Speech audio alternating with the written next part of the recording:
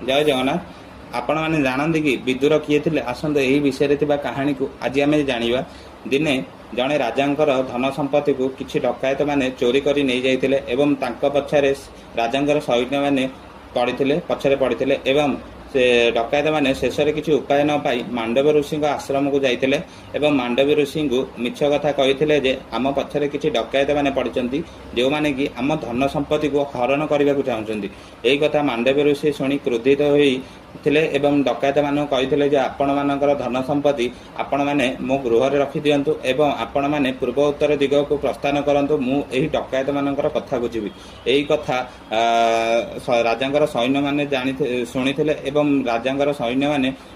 क्रोधित मांडव ऋषि को नहीं जाते कारण सी राजांकर सैन्य मैंने भाविले जे ये होचंती डकायत मानकर सांग एवं डकायत मान सांगे ये मिलमिशी काम कर ये जड़े ठक